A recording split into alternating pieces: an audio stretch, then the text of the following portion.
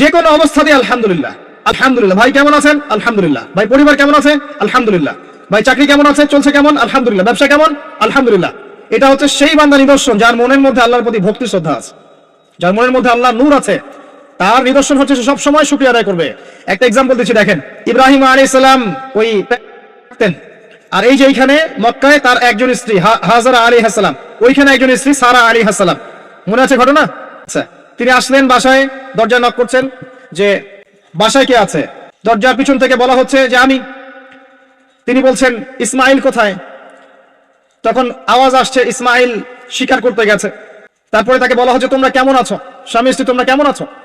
তো স্ত্রী জবাব দিচ্ছে আমরা ভালো নাই, আমাদের ঘরে অনেক অভাব, আমাদের অনেকের স্ত্রীর মতো। আছে না এরকম? সারা জীবন করে যাবেন, একটা কথাই শুনবেন শেষ বয়সে গিয়ে, জীবনে কিছুই পাইলাম না তোমার কাছে। নিজের মাথার ঘাম পায়ে ফেলে করতেই থাকবেন, করতেই থাকবেন, করতেই থাকবেন, করতেই থাকবেন, কিন্তু আপনি শুনতেই থাকবেন, শুনতেই থাকবেন, কিছুই করলাম না, কিছুই পাইলাম না, কিছুই পাইলাম না। অমুক ভাবি কত ভালো আছে, অমুক কত ভালো আছে, অমুকের এত আছে, অমুকের তত আছে। সুবহানাল্লাহ। এটা আমাদেরই দোষ। কারণ বিয়ে করার সময় যারা দিনদারিতা না দেখে শ্বশুরের সম্পত্তি দেখবেন, সৌন্দর্যকে বেশি প্রাধান্য দিবেন, নিজের হারাম প্রেমকে বেশি প্রাধান্য দিবেন, নিজের ওই বংশমর্যাদা ইত্যাদি ইত্যাদিকে বেশি প্রাধান্য দিবেন, তখন তো আফসোস করতেই হবে, কিছু করার নেই। এই জন্যই তো নবী সাল্লাল্লাহু আলাইহি ওয়াসাল্লাম বলেছেন যে দিনদার স্ত্রীদেরকে দেখে বিয়ে করো, যার মধ্যে দিনের বুঝ আছে, জ্ঞান আছে, একে দেখে বিয়ে করো। তবে এখানে একটা বিষয় আপনাদের সতর্ক করতে চাই যে প্রত্যেকটা বোরখার পিছনেই সঠিক দিনদারিতা থাকে না। অতএব এটা দেখেও ধোঁকা খাওয়ার কিছু নাই। দিনদারিতা আল্লাহর সাথে বান্দার মনের ব্যাপার। দিনের বেসিক কিছু প্রশ্নের মাধ্যমে আপনি তার উত্তর পেতে পারেন, দিনের বেসিক কিছু বুঝ আচরণ দেখে আপনি তার উত্তর পেতে পারেন, তার তাকওয়া দেখে আপনি উত্তর পেতে পারেন। একজন আমিরুল মুমিনিন খলিফা, তিনি রাত্রেবেলা জনগণের অভাব অনটন দেখেন। একদিন দেখতে দেখতে রাতে ক্লান্ত হয়ে পড়লেন, একটা দেয়ালের আড়ালে তিনি দাঁড়িয়ে বিশ্রাম নিচ্ছেন, বসে পড়েছেন। দেয়ালের পিছন থেকে তিনি আওয়াজ শুনছেন, মা আর মেয়ে কথাবার্তা বলছে। মা বলছে দুধে পানি মিশাও, আর মেয়ে বলছে যে ইত্তাকিল্লাহ, হে মা আল্লাহকে ভয় করো। তার মা বলছে এখানে তো ওমর নাই, ওমরের প্রশাসন নাই, ভয়ের কি আছে, মিশাও পানি মিশাও। তখন এই মেয়ে বলছে ওমর নাই তো কি হয়েছে, ওমর রব আল্লাহ তো জীবিত আছেন, তিনি দেখছেন। ওমর রাদিয়াল্লাহু আনহু পরের দিন ওই বাড়িটা মার্ক করে রাখলেন রাত্রেবেলা। পরের দিন তার ছেলেকে নিয়ে আসছেন এই বাসায়, এসে মেয়ে দেখাচ্ছেন, এই মেয়ে পছন্দ হয় কিনা দেখো। মেয়ে পছন্দ হয়ে গেছে। আমিরুল মুমিনিনের মানে রাষ্ট্রপ্রধানের ছেলের সাথে এই মেয়ের বিয়ে হয়ে গেল। দুধওয়ালি, দুধ ধোয়াচ্ছেন যেই মেয়ে, কি দেখে বিয়ে দিলেন? সৌন্দর্য দেখে? বংশমর্যাদা? শ্বশুরের টাকা? যৌতুক? এই কাজ যদি আমরা করতে না পারি, সংসারে শান্তি আসবে না, তখন কিছু করার থাকবে না ভাই। কারণ এই ফিতনা একবার ঢুকে গেলে জীবনটা ম্যাসাকার। এগুলো ডিল করতেই দিন অনেক চলে যাবে। দিনের ফিকির পরে দেখবেন পরিবার সামলাতেই সময় শেষ, দিন শেষ। মানসিকভাবে যদি আপনি ফ্রেশ না থাকেন, ভালো না থাকেন, সাউন্ড না থাকেন, আপনি দিনের জন্য কিন্তু কিছু করতে পারবেন না। আর পরিবারে যদি নেককার স্ত্রী না থাকে, আপনি মানসিকভাবে ভালো থাকবেন না, ভালো থাকবেন না। এটা প্র্যাকটিক্যাল কথা। তো ওই যে স্ত্রী বলছে আমরা ভালো নাই, ইসমাইল শিকার করতে গেছে, আমরা ভালো নাই, একবেলা খাই একবেলা খেতে পারি না, ভালো নাই। ইব্রাহিম আলাইহিস সালাম বলছেন ঠিক আছে, ইসমাইল বাসায় আসলে ওকে বলো যে তার বাবা এসেছিল, আর তাকে বলো যে ঘরের চৌকাঠটা যেন পরিবর্তন করে। কথা কি বুঝতে পারছেন? ইসমাইল আলাইহিস সালাম আসলেন, একজন বৃদ্ধা লোক এসেছিল বাসায়, তোমার বাবা পরিচয় দিয়েছে। কি বলেছে? বলেছে যে ঘরের দরজা যেন পরিবর্তন করি। তখন তিনি বলছেন তুমি কি এমন বলেছিলে যার কারণে এই কথাটা বলেছে? তো তিনি বলছেন আমি বলেছি আমরা ভালো নাই, আমরা অভাবে আছি, তুমি শিকারে গেছো ইত্যাদি। তখন তিনি বলছেন তুমি ভুল করেছো, তিনি আমার বাবা ছিলেন, তিনি একজন নবী, তিনি ইনডাইরেক্টলি আমাকে বলেছেন আমি যেন তোমাকে তালাক দেই। এক কথায় তালাক হতে পারে? দিনদারিতা না থাকলে তালাক দেওয়া যায়। যদি ধৈর্য ধরতে ধরতে ধরতে ধরতে আপনি অতিষ্ঠ হয়ে যান, দিনের ব্যাপারে আর কম্প্রোমাইজ করতে পারেন না, সেক্ষেত্রে তালাক একটা অপশন আছে। এটা খারাপ নয়, যদিও এটা মন্দের ভালো একটা অপশন, কিন্তু সবর করতে উৎসাহিত করা হয়েছে। সবর করতে করতে করতে করতে যদি ভিতরটা পরিবর্তন না হয়, এরকম আল্লাহর প্রতি অকৃতজ্ঞ মানুষকে নিয়ে আপনি সারা জীবন চলতে পারবেন না। এবং দিনের পথে চলতে গিয়ে যারা প্রতিবন্ধকতা স্বীকার করে, তাদেরকে নিয়ে আপনি আল্লাহর পথে দাওয়াত এবং মুজাহাদার মেহনত করতে পারবেন না। এই জায়গায় গিয়ে অনেক সময় এক্সট্রিম ডিসিশন নিতে হতে পারে। এটা ইসলাম কিন্তু অপশন রেখেছে আপনার জন্য, আমি উৎসাহিত করছি না, অপশন রেখেছে। এরপরে আবার তিনি আসলেন অনেক বছর পর, এসে আবার নক করলেন যে আসসালামু আলাইকুম। ওয়ালাইকুম সালাম। ইসমাইল কোথায়? শিকার করতে গেছে। তোমরা কেমন আছো? আলহামদুলিল্লাহ অনেক ভালো আছে। ঠিক আছে, ইসমাইল বাসা আসলে তাকে বলো ঘরের চৌকাঠটা যেন যত্ন করে আদর করে মহব্বত করে রাখে। কথা বুঝতে পারছেন? এবার ইসমাইল আলাইহিস সালাম আসলেন, বাসায় তার স্ত্রী জিজ্ঞাসা করছে, একজন বৃদ্ধা এসেছিলেন, তোমার বাবা পরিচয় দিয়েছেন, কি বলেছে? বলেছে আমি যেন ঘরের চৌকাঠটা তুমি যেন অটুট রাখো, বহাল রাখো। তুমি কি বলেছো? আমি বলেছি আমরা অনেক ভালো আছি। তখন তিনি বলছেন, আমার বাবা তোমাকে অনেক পছন্দ করেছেন এবং তোমাকে নিয়ে আমাকে সংসার করতে বলেছে। এই হলো অবস্থা। শুকরিয়া আদায় যারা করতে পারবে না তাদেরকে নিয়ে চলা মুশকিল। লোকমান হাকিম যাকে প্রজ্ঞা দেওয়া হয়েছে তাকেও আল্লাহ পাক আদেশ করছেন, তুমি আল্লাহর শুকরিয়া আদায় করো। যে ব্যক্তি আল্লাহর শুকরিয়া আদায় করে, কৃতজ্ঞতা প্রকাশ করে, যে কোনো হালতেই বলতে পারে আল্লাহ আলহামদুলিল্লাহ আমি ভালো আছি। এবং আল্লাহ রাসূল সাল্লাল্লাহু আলাইহি ওয়াসাল্লাম বলেছেন, কখনো উঁচু স্তরের লোকদের দিকে তাকাবে না। যার উঁচু বাড়ি আছে, তোমার চেয়ে উঁচু বাড়ি আছে, তোমার চেয়ে বড় গাড়ি আছে, তোমার চেয়ে বেশি টাকা আর্ন করে, ওদের দিকে দেখবে না, ওদের দিকে চোখ দিও না, বরং তোমার চেয়ে নিচে যারা আছে, দরিদ্র যারা, তোমার চেয়ে যারা দরিদ্র, ওদের দিকে তাকাও। তাহলে তুমি আল্লাহর নিয়ামতের শুকরিয়া আদায় করতে পারবে ইনশাআল্লাহ তাআলা। আমরা যদি হসপিটালে যাই, শুকরিয়া আদায় করতে পারবো না? যে যে হাজার হাজার মানুষ শুয়ে আছে, কারো ক্যান্সার, কারো ডায়াবেটিস, কারো অমুক, কারো তমুক, কারো অ্যাক্সিডেন্ট, কারো এইটা সেইটা, কারো ব্রেন টিউমার, কারো হার্টের সমস্যা, কত সমস্যা, কেউ হাঁটতে পারে না, কেউ বসতে পারে না, কেউ শুইতে পারে না, কেউ শুইলে ঘুমাতে পারে না। আমরা ভালো আছি না? আলহামদুলিল্লাহ, কৃতজ্ঞতা। যখন আপনি আপনার চেয়ে বিপন্ন কোনো মানুষকে দেখবেন, দেখে যদি এই দোয়াটা পড়েন, আলহামদুলিল্লাহিল্লাযী আফানি মিম্মা তালাকা বিহি ওয়া ফাদ্দালানি আলা কাসীরিন মিম্মান খালাকা তাফদীলা। আল্লাহর শুকরিয়া আদায় করছি যে আল্লাহ তোমাকে যে বিষয় দিয়ে পরীক্ষা করেছেন, আমাকে তার থেকে নিরাপদ রেখেছেন এবং হাজার মানুষের চাইতে আল্লাহ পাক আমাকে উত্তম জায়গায় রেখেছেন, ভালো রেখেছেন। এই দোয়াটা যে ব্যক্তি পড়বে, ওই বিপদ তাকে স্পর্শ করবে না ইনশাআল্লাহ। এভাবে আপনি আল্লাহর শুকরিয়া আদায় করতে পারেন। আর আল্লাহ পাকের শুকরিয়া আদায় করার সবচাইতে বড় নিদর্শন হচ্ছে আপনি আল্লাহর আদেশ নিষেধ মেনে চলছেন কিনা। যে ব্যক্তি আল্লাহর আদেশ এবং নিষেধকে মেনে চলছে, এই ব্যক্তি প্রকৃতপক্ষে আল্লাহর শুকরিয়া আদায় করছে, তাই নয় কি? খালি মুখে যদি বলি আমি আল্লাহর শুকরিয়া আদায় করি, নামাজ নাই, সওম নাই, যাকাত নাই, কিচ্ছু নাই, মুখে মুখে বলছি আমি আল্লাহকে অনেক ভালোবাসি, এই ভালোবাসার দাম আছে? আল্লাহ পাক কি বলেছেন? যে তোমরা যদি আল্লাহর ভালোবাসা পেতে চাও, কুল ইন কুনতুম তুহিব্বুনাল্লাহ ফাত্তাবিউনি, আমার অনুসরণ করো। কার অনুসরণ? মুহাম্মদ সাল্লাল্লাহু আলাইহি ওয়াসাল্লামের অনুসরণ করো, তার সুন্নাহ মাফিক জীবন করো। ইনশাআল্লাহ আল্লাহ পাক তোমাদেরকে মাফ করে দিবেন, আল্লাহও তোমাদেরকে ভালোবাসবেন ইনশাআল্লাহ। লুকমান আলাইহিস সালামকে আমি আলাইহিস সালাম বলছি এই অর্থে, তার উপর শান্তি বর্ষিত হোক, এই অর্থে বলছি। এরপর পরের আয়াতে লুকমান আলাইহিস সালাম, লুকমান হাকিম, তিনি বলছেন ওয়াইজ ক্বালা লুকমানু লিবনিহি, তার সাথে তার সন্তানের একটা কনভারসেশন হচ্ছে। এটা ভালো করে শুনেন, তার সাথে তার সন্তানের একটা কনভারসেশন হচ্ছে। তিনি তার সন্তানকে কিছু নসিহত করছেন, ওয়াজ করছেন। যেই নসিহতগুলো আল্লাহ পাকের কাছে এত ভালো লেগেছে, আল্লাহ পাক কুরআনুল কারীমের মতো কিতাবে সেটাকে নিয়ে এসেছেন। কিয়ামত পর্যন্ত এটা থাকবে ইনশাআল্লাহ। কিয়ামত পর্যন্ত একজন বাবা একজন ছেলের এই কনভারসেশন থাকবে ইনশাআল্লাহ। আমরা তো মনে করি সন্তানকে মানুষ করবে তার মা, এখানে আমরা দেখছি সন্তানকে নসিহত করছেন তার বাবা। আমরা ইউসুফ আলাইহিস সালামের ক্ষেত্রেও সেটাই দেখেছি, যে সন্তানকে নসিহত করছেন তার বাবা। আমরা কোরআন ঘাটলে দেখি যে বাবা সন্তানকে নসিহত করেন, মা নসিহত কম করেন। জি, ইব্রাহিম আলাইহিস সালাম কথা বলছেন তার সন্তানের সাথে, ইউসুফ আলাইহিস সালামের সাথে তার বাবা কথা বলছেন, লুকমান আলাইহিস সালামের সাথে তার সন্তান কথোপকথন হচ্ছে। তাহলে কোরআন দেখাচ্ছে বাপ কা বেটা, বাপ যেমন সন্তান তেমন। বাপ হবে সন্তানের রিয়েল গার্ডিয়ান, মা তাকে মানুষ করবে, ইলম, প্রজ্ঞা, বাস্তবতা শেখাবে কে? বাবা। আর আমাদের বাবারা এখন মানি মেকিং মেশিন, তারা খালি টাকা আর্ন করার মেশিন। সকাল 10টায় বেরাবে, আবার রাত 10টায় আসবে। সন্তানের সাথে বাবার কোনো মিল মহব্বত নাই, দেখাশোনাই নাই। এটা ঠিক নয়। সন্তানকে মানুষ করতে হবে বাবাকে, তাকে প্যারেন্টিং শেখাতে হবে। আমাদের বাবাদেরকে প্যারেন্টিং শেখাতে হবে, মাদেরকেও শেখাতে হবে। আসেন আমরা এখান থেকে দেখবো কিভাবে তিনি তার সন্তানকে নসিহত করছেন। এই নসিহত শুধু সন্তানের জন্য নয়, প্রত্যেকটা মানুষের জন্যই। আমরা এই নসিহতগুলোর মধ্য দিয়ে আমাদের লেকচারের ইতি টানবো ইনশাআল্লাহ তাআলা। আসুন, ওয়াইজ ক্বালা লুকমানু লিবনিহি, যখন লুকমান হাকিম তার সন্তানকে বলেছিলেন, কি বলেছেন? ইয়া বুনাই, আদর করে বলছেন, হে আমার সন্তান, বাবা শোনো, লা তুশরিক বিল্লাহ। প্রথম নসিহত কি? আল্লাহর সাথে শিরিক করো না। লা তুশরিক বিল্লাহ, আল্লাহর সাথে শিরিক করো না। আমরা আমাদের সন্তানকে প্রথম কি শিখাই? Humpty Dumpty sat on a wall. আমরা শিখাই Jack and Jill went up the hill. আমরা শিখেছি জ্যাক একটা ছেলের নাম, জিল একটা মেয়ের নাম, ওয়েন্ট আপ দ্য হিল আপনাদের পাহাড়ে চলে গেল, বান্দরবনের পাহাড়ের কোনায় চলে গেল একটা ছেলে একটা মেয়ে। তারপর কোনায় গিয়ে কি করলো সেটা আপনারাই বোঝেন। তা আমরা ছোটবেলা থেকে বাচ্চাকে শিখাই Jack and Jill went up the hill. কি বুঝলেন? প্রত্যেকটা ক্ষেত্রে সমস্যা।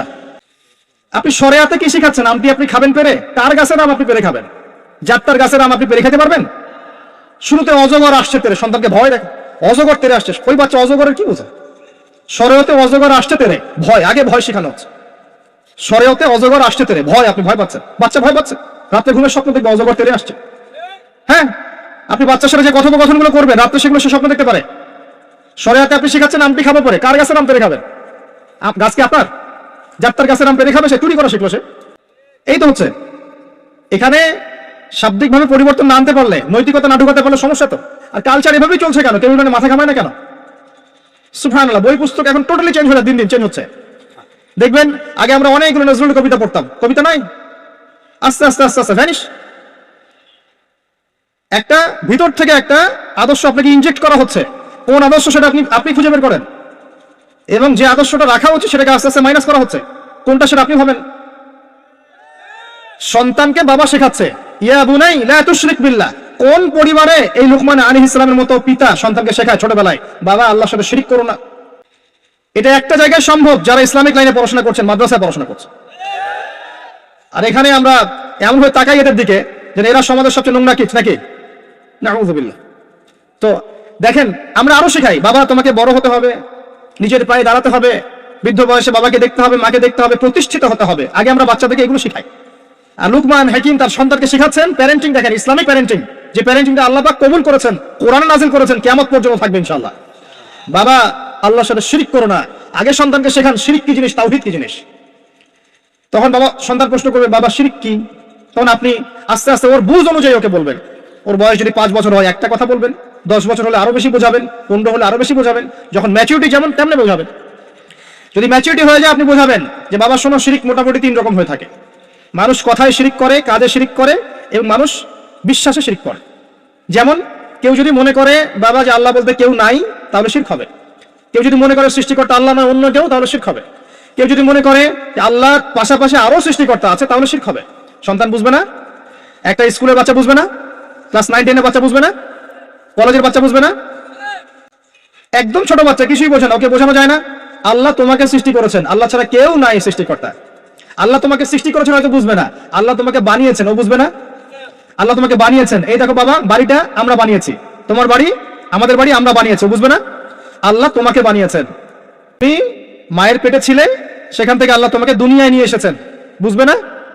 বাচ্চাদের একটা ফিলোসফি থাকে, বাচ্চারা অনেক কিছু বোঝে, জানেন, বাচ্চারা অনেক কিছু বোঝে। একটা বাচ্চাকে আপনি বলেন প্যান্টটা খোলো, তো ও খুলবে না জীবনেও। একটা বাচ্চাকে বলেন এই তোমার প্যান্টটা খোলো, দেখি তুমি মুসলমানি করেছো কিনা। আমরা মজা করি না ছোটবেলায়, বাচ্চারা খুলতে চায় না, কারণ এই যে লজ্জাশীলতা আল্লাহ পাক দিয়ে তাকে পৃথিবীতে পাঠিয়েছেন। বাচ্চাদের ফিলোসফি আছে, এটা নিয়ে যারা বাচ্চাদেরকে নিয়ে পড়াশোনা করে, আপনার কোর্স করায়, ট্রেনিং দেয়, তাদেরকে জিজ্ঞাসা করেন। বাচ্চাদের সাথে শুদ্ধ ভাষায় কথা বলতে বলা হয়, বাচ্চাদের সাথে শুদ্ধ ভাষায় কথা বলতে বলা হয়, যাতে ওরা শুদ্ধ ভাষা শেখে। বাচ্চাদের সাথে বাচ্চাদের মতো আচরণ করতে নিষেধ করা হয়। এখন তাদের সাথে ম্যাচিউর আচরণ করতে উৎসাহিত করা হয়, তারা শিখবে বাস্তবতা কি জিনিস। বাচ্চাদেরকে বেশি বেশি খেলাধুলা করতে উৎসাহিত করা হয়, খেলার মধ্য দিয়ে নেতৃত্বদের গুণাবলী অর্জন হয়। ওদেরকে মাঠে খেলতে দিতে হয়, বৃষ্টি কাদায় মাখামাখি করতে দিতে হয়, ওরা বুঝবে।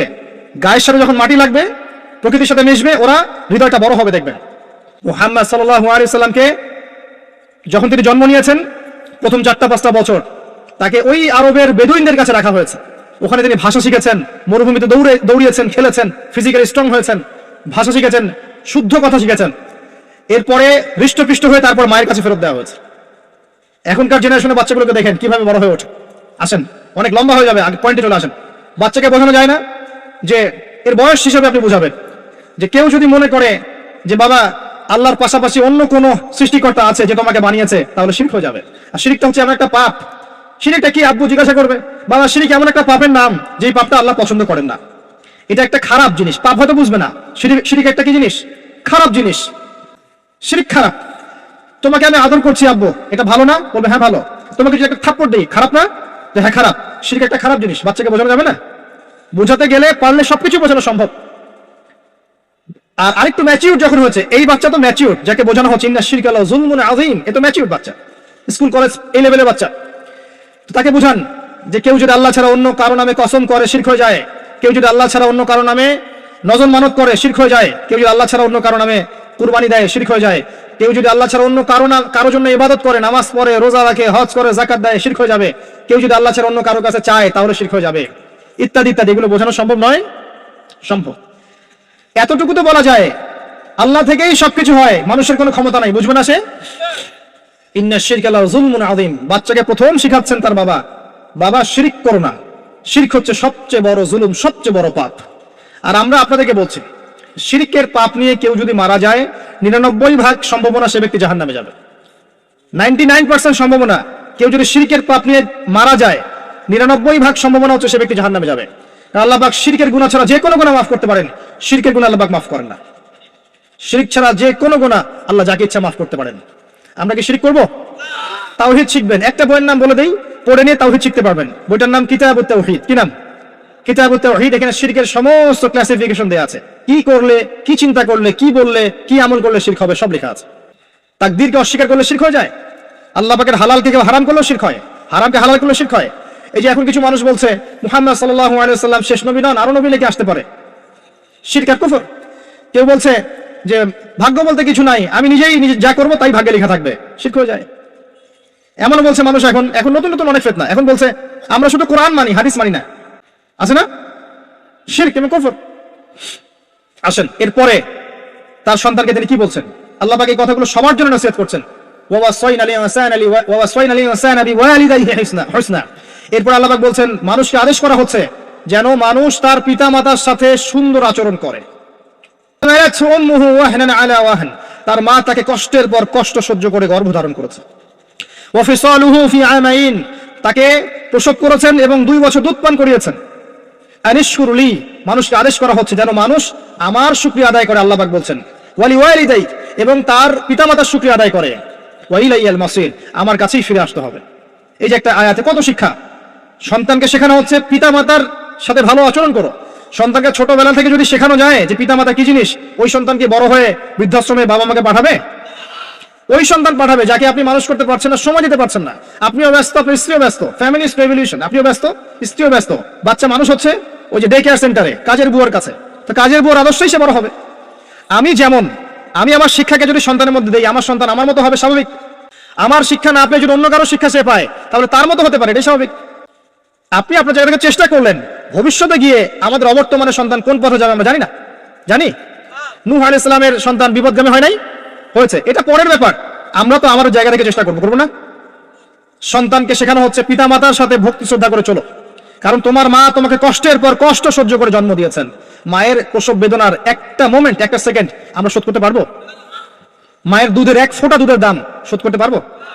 আজকে সেই মাকে দেখেন বৃদ্ধাশ্রমে রেখে আসে, সেই মাকে দেখেন মার্ডার করছে সন্তান সম্পত্তির জন্য, করছে না? এগুলো কি নতুন কথা না? অহরহ হচ্ছে এগুলো এখন। এবং আপনি এখানে পিতা মাতারও দোষ এড়াতে পারেন না। যখন পিতা মাতা সন্তানকে ইসলামিক আদর্শে বড় না করে ওই অন্যান্য বস্তুবাদী আদর্শে বড় করেছে, তখন সন্তান বড় হয়ে এমন বিপদগামী হয়েছে। এখানে পিতা মাতারও দোষ আছে। আল্লাহ পাক আমাদেরকে বোঝার তৌফিক দান করুন। আল্লাহ পাক এরপরে আবারও বলছেন আমার শুকরিয়া আদায় করো, তোমার পিতা মাতারও শুকরিয়া আদায় করো।